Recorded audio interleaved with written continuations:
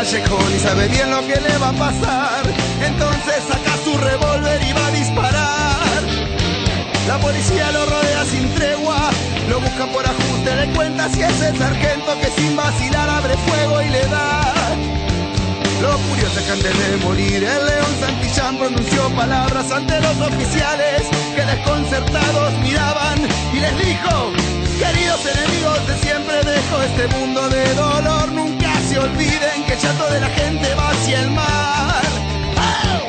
Van al mar, llanto y dolor, sufriendo un pueblo, se ahogan, se hunden en el mar.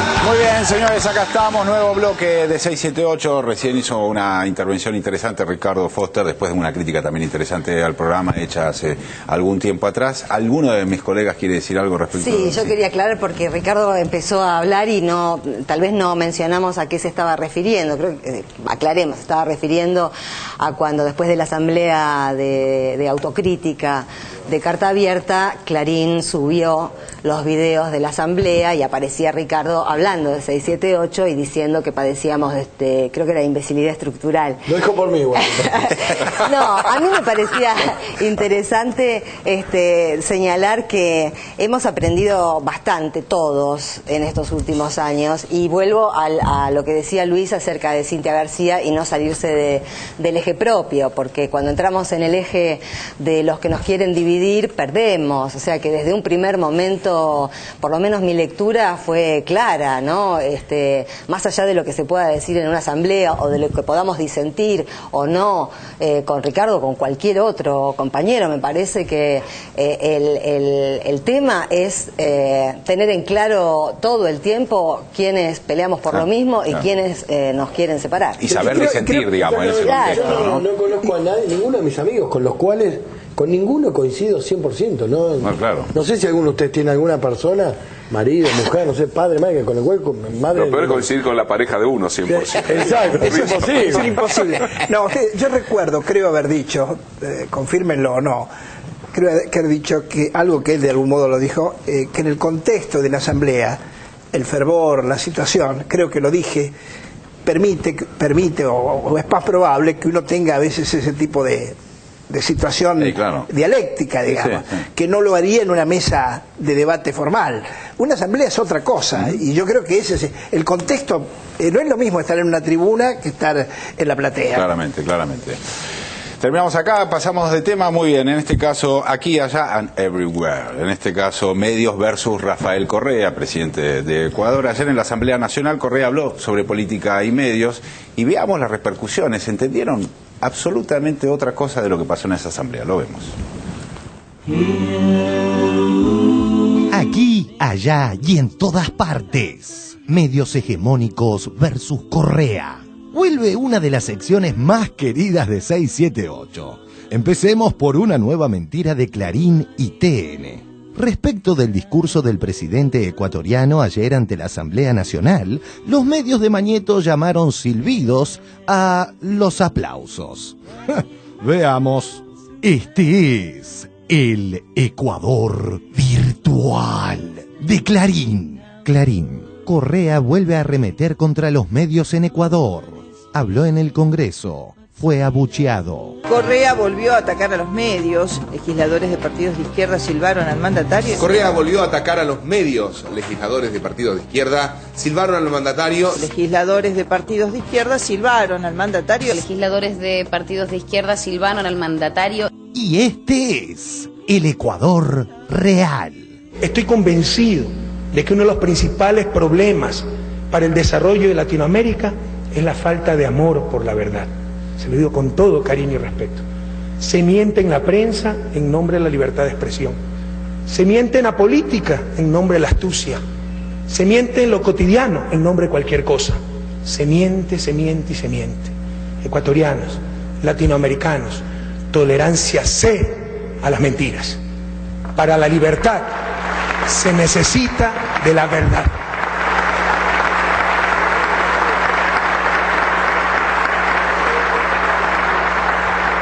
Habló en el Congreso. Fue abucheado.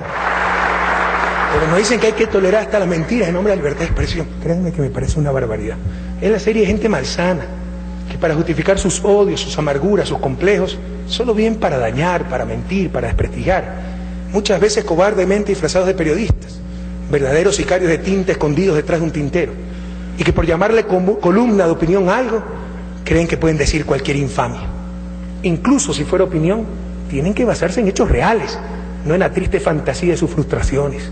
No permitiré que se metan con mi honor. Soy un hombre honrado, que solo busco servir a mi patria.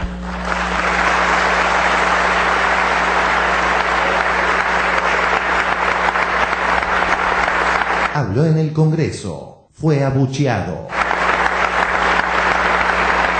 No permitiré que se metan con mi familia, mi mayor tesoro, y que ya ha sufrido demasiado.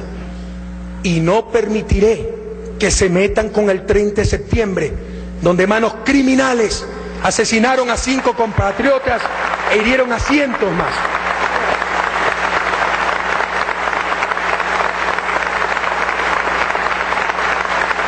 Correa volvió a atacar a los medios. Legisladores de partidos de izquierda silbaron al mandatario. Silbaron al mandatario. Silbaron al mandatario. Silbaron al mandatario.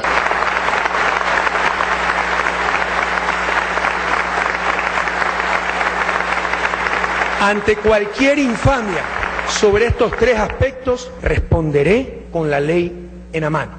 Los medios dominantes opositores mienten y tergiversan en Argentina, en Brasil, en Ecuador y en todo el mundo. Analicemos este caso con tapa autovictimizante en blanco incluida. No permitiré que se metan con el 30 de septiembre, donde manos criminales asesinaron a 5 compatriotas e hirieron a cientos más. Responderé con la ley en la mano. Con informaciones que se generan en Ecuador, porque un juez de esta nación condenó a 3 directivos y a un exdirector del diario El Universo a cumplir 3 años de prisión al fallar una demanda por injuria planteada por el presidente Rafael Correa. El texto, redactado por el ex editor de opinión del periódico Sentenciado, responsabilizaba al mandatario ecuatoriano de las muertes que ocurrieron durante la rebelión policial del pasado año. El Universo de Ecuador, febrero de 2011. Por Emilio Palacio. No a las mentiras. Esta semana, por segunda ocasión, la dictadura informó a través de uno de sus voceros que el dictador está considerando la posibilidad de perdonar a los criminales que se levantaron el 30 de septiembre. A esta altura, todas las pruebas para acusar a los golpistas se han desilvanado. Asimismo, señalaba que el propio Correa planificó un autogolpe de Estado y ordenó fuego a discreción y sin previo aviso contra un hospital lleno de civiles y gente inocente. Ecuador y la preocupación por los ataques a la libertad de prensa. Esta es la tapa del diario El Universo, está completamente en blanco y al final lleva un texto de Ayn Rand que habla justamente de la libertad de expresión. Ataca claramente esta decisión, la libertad de expresión en Ecuador. ¿Cómo viene afectando estas decisiones del gobierno de Correa en lo que tiene que ver con la libertad de prensa y con el derecho de los ecuatorianos a conocer lo que pasa? En este caso parece que no se está considerando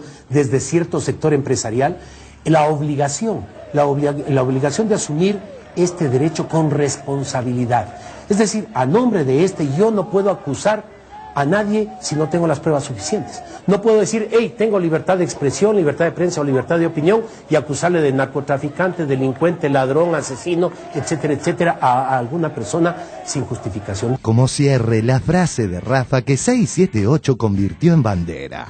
Hemos dicho que la revolución ciudadana debe ser también la revolución de la alegría, que nos roben todo menos la alegría y la esperanza, porque si perdemos esa forma de actuar, de conducirnos, seríamos una sociedad muy triste y caeríamos en la trampa de los mismos de siempre. Quitarnos la alegría nos quitan la motivación, la autoestima.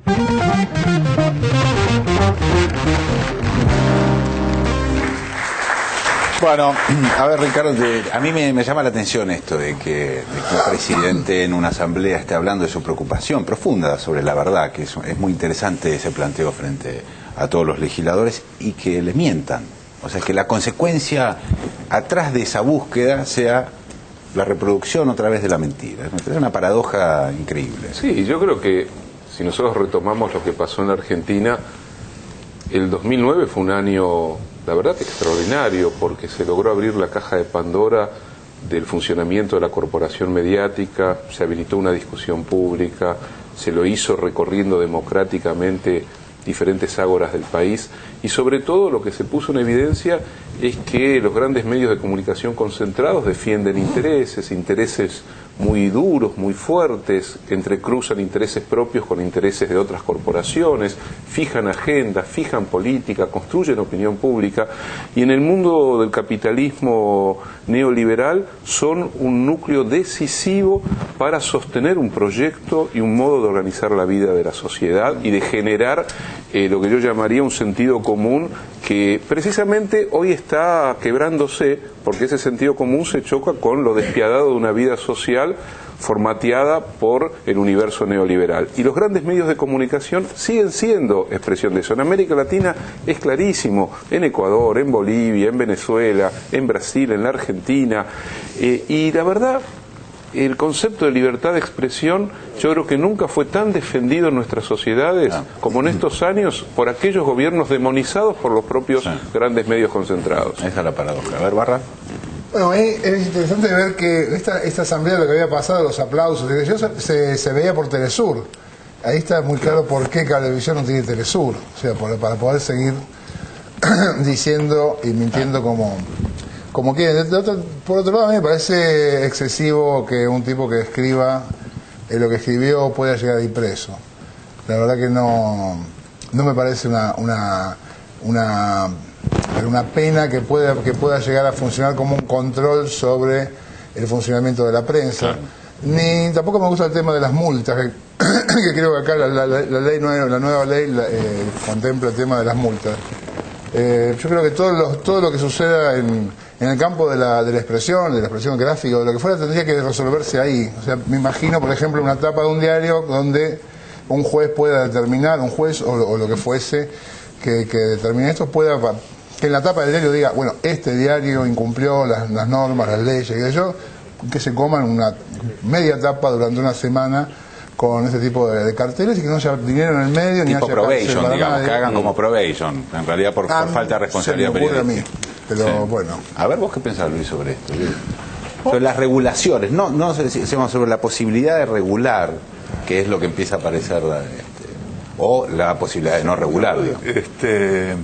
De regular contenidos y regular, en el caso de los medios audiovisuales y demás, como está dicho, de contenidos de producción nacional y ese tipo de cosas así, desde el punto de vista de regular contenidos de signo ideológico, de signo político, que me parece que no es correcto, que es muy peligroso. Estoy de acuerdo con Barragán, porque no es bueno poner este tipo de cuestiones o judiciales o monetarias, de tipo multas económicas. Yo creo que es como una reforma agraria, es decir, la regulación es que no tengan el monopolio, que no haya una sola voz, que se garantice la diversidad en eso. Por eso yo estoy totalmente de acuerdo con la ley de medios y con ese tipo de cuestiones, porque justamente apunta a un tema que es importante. Después depende cómo lo aprovecha la sociedad, porque una ley es nada más que el marco conceptual. Después tiene que ver cómo eso se ejerce en la práctica, ¿no?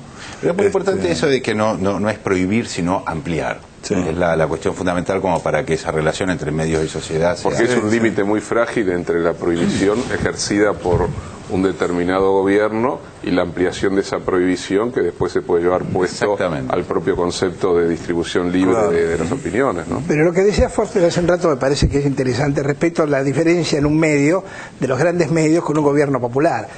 Es decir, estos medios no actuarían así con un gobierno de cualquiera de los candidatos actuales. ¿Por qué no van a...? Ustedes saben que todas las propuestas de los candidatos, de la mayoría de los candidatos actuales, es no cambiar, es al revés, es no cumplir con la ley de medios. Por ejemplo, tratar de quitar las retenciones al campo. ¿Cómo van a hacer para promover la igualdad teniendo esos dos ítems? Lo segundo, los grandes medios siempre tienden a favorecer a los grupos económicos. Me acuerdo que Casullo alguna vez dijo en Carta Abierta, yo estuve, que los medios son de derecha. A los periodistas les duele esto, sobre todo a quienes no están embarcados en la derecha. Y hay algo que me parece interesante decir conceptualmente. A veces una idea que nace bien termina mal. Hay una frase de la Revolución Francesa que dice: las ideas nacen dulces y envejecen feroces. La idea de la libertad de prensa le pasó eso. Probablemente nació dulce y está envejeciendo ferozmente. Yo que estaba pensando que en realidad cualquier regulación pervierte la actividad y la profesión. Estaba pensando, por ejemplo, en el caso de la medicina, que hay una interesante experiencia de la humanidad alrededor de la medicina y de, entre otras cosas, regular, empezar a meter juicios y juicios y juicios y juicios y juicios alrededor de la actividad de los médicos. Lo que trajo eso fue un deterioro de la salud y un deterioro también de la posición del médico frente al paciente. O sea que me da la sensación de que las actividades profesionales, entre otras el periodismo, tienen que contar más que con regulación, con responsabilidad. Sería una palabra más o menos por ahí. A mí me parece que... A ver, con respecto, no sé si es comparable o equiparable la medicina al periodismo. Yo coincido con lo que decía Barry, con lo que decía Luis, en el sentido de que toda regulación, si uno la piensa, cuando yo pienso quién va a ser el que regule, ¿no? En la arbitrariedad de esos comités de notables, claro, que terminan definiendo lo que debe ser o lo que no debe ser. La verdad que en el terreno del deber ser, como todo está cruzado por lo que uno cree que es lo correcto, y la verdad que lo que es lo correcto para mí no es lo correcto, evidentemente, para los que manejan el poder real históricamente.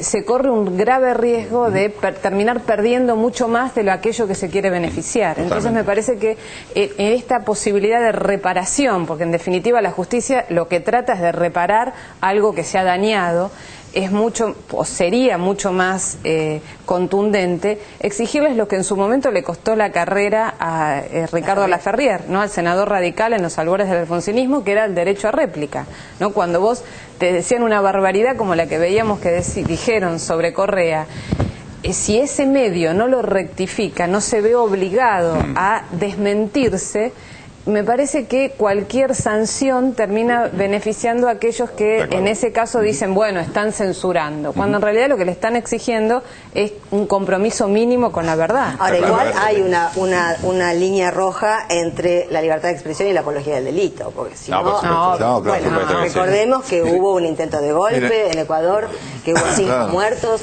que ese intento de golpe tuvo que ver con, además de mentiras de la oposición, mentiras de los medios sobre una ley acerca de la policía. Claro. Vamos, Ricardo, que lo corté como 4 veces. Yo creo que en el espíritu del debate y finalmente de la aprobación de la ley de medios en Argentina, justamente no se cruzó esa frontera lábil y complicada que es la cuestión de los contenidos, y lo que fundamentalmente se planteó es la democratización en la distribución de la palabra y de la imagen, rompiendo justamente una de las lógicas más fuertes de los medios de comunicación dominantes, que es la concentración monopólica, dominar el espectro del mercado comunicacional, transformar la comunicación solamente en un mercado. Y yo estoy de acuerdo, es muy difícil juzgar de verdad cuando son notas de opinión. Uno puede sentirse rebelado, en contra. Creo que hay que escribir contra esas notas infames siempre y cuando uno considere que tiene que salir a escribir algo que tenga que ver con el honor propio.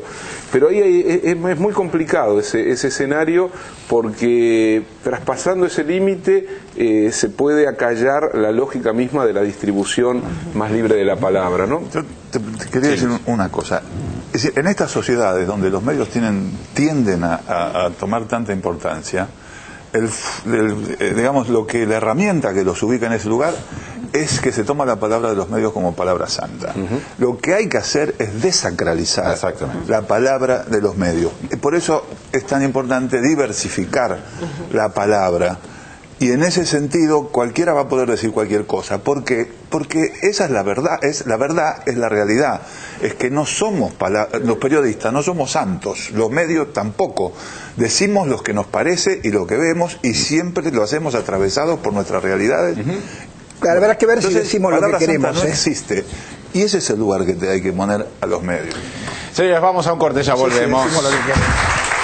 Créditos Credicop. Arma tu crédito. Arma tu sueño. Banco Credicop Cooperativo. La banca solidaria. El pescador habla con la luna. El pescador habla con la playa. El pescador no tiene fortuna, solo su atarraya.